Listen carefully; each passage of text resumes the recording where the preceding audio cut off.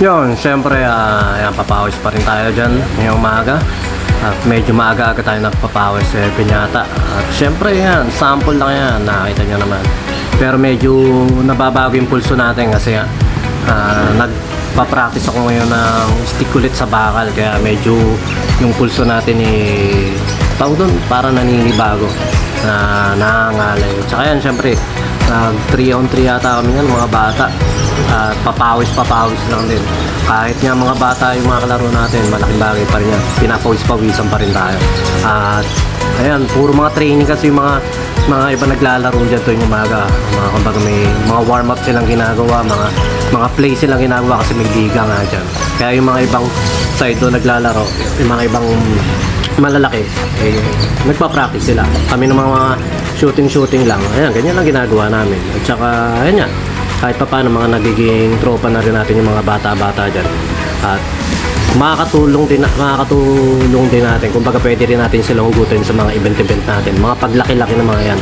Kumbaga isang rin purpose ko kung bakit ako nadadayo sa lugar na yan. At saka ito syempre yung dalawa nadayo. Kagabi dapat nakain kami ron sa Makinabang. Nagkabatripan pa nga dahil nga ron sa tinainan namin. Napakatagal, ubod ng tagal. Kumbaga hindi worth it yung pinaghihintay mo na ang kakainin mo lang na maisaw, yung mga barbecue na gano'n, pero ang tagal. Tapos walang kulang sa sistema yung focus sa nila. Pag hiningan ka ng sabaw, dala mo na agad, sabaw lang naman, napakatagal, 30 minutes to 45 minutes bago i-serve yung sabaw. Pwede naman yun, maglagay ka na lang sa isang pwesto ro na alam mo na manghihingi yan dahil nga sa tagal ng paghihintay ng mga nakakain doon. Sa tagal lang yung paghihintay ng kakain doon, pwede na lang sila yung mag-self-service sa sarili nila na kumuha ng sabaw. Kumbaga, less hassle sa kanila, less na trabaho sa kanila, at kumbaga, win-win din yung mga customer, hindi maiinip sa tagal ng service nila.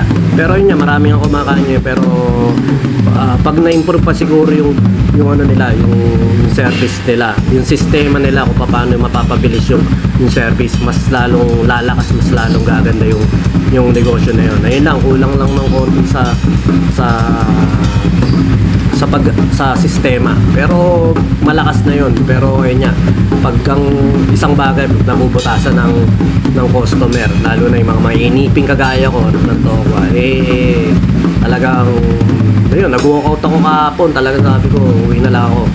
At sabi ko, hindi na ako kakain dun sa lugar na yun dahil nga nakaka-bad trip yun, napakatagal maghintay. Tapos sabaw na lang nakailang beses pa paulit-ulit. Yun, syempre, experience lang din yun na sayang kasi yung oras yung imbis na kaya ka pupunta sa lugar para mabilis kumain po, tapos ganun yung service. Basta sa akin siguro bad trip lang din ako kapon, pero ayun yan, sa mga magninegosyo dyan, lalo na sa kainan, kung hanggang paano natin may serve ng mabilis at kung paano hindi may inip yung client, yung customer natin. Yun nga, sa konting sabaw man lang, maglagay ka sa booth ng ganyan, sa isang gilid dyan na may palibre kayong sabaw, sabaw kayo na sila na yung kukuha, lagay nyo sa telmos para hindi lumalamig. Yung ganun ba sistema, malaking ma-appreciate na mga ano. At saka syempre ito na-share ko lang yung experience ko na yun tungkol doon sa kainan dyan sa Makinabang. Pero syempre, saludo pa rin, malakas pa rin yan. At saka ito na natin yung day 2. 59 na natin drum sa pawis, pero tayong basic disco beat dito. Disco natin, meron tayong count na 1 EN, 2 EN, 3 EN, 4 EN. Ang basic pattern natin pero dito 1 EN, 2 EN, 3 EN, 4 EN, 1 EN, 2 EN, 3 EN, 4 EN,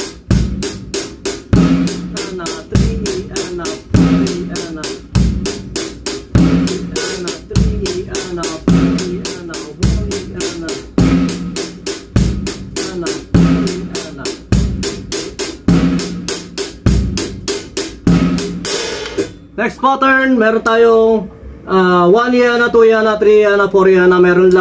Meron lang siyang snare sa 3 ENA. Yung 1 ENA, 2 ENA, 3 ENA, 4 ENA, 1 ENA, 2 ENA, 3 ENA, 4 ENA, 1 ENA, 2 ENA,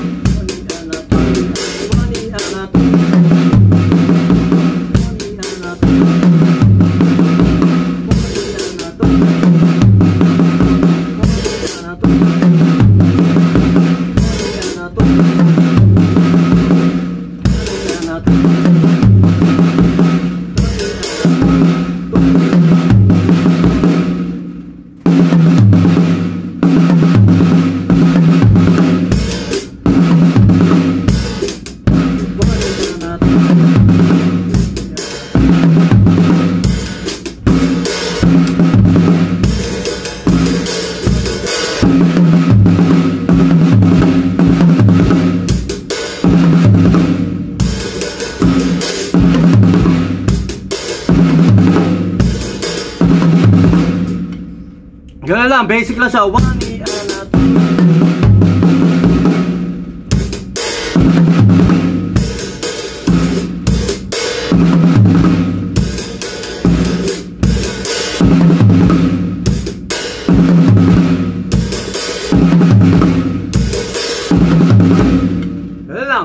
basic lang, kaya-kaya nyo na to. Medyo pagod na sa laro, sa papawis natin sa pagbabasketball, at saka medyo mainit na rito, kaya exhausted na. Pero tuloy lang tayo, dinadaanan nga lang natin yung mga pattern dito. Ito, yung 16 bit na ito, ganito lang pattern niya.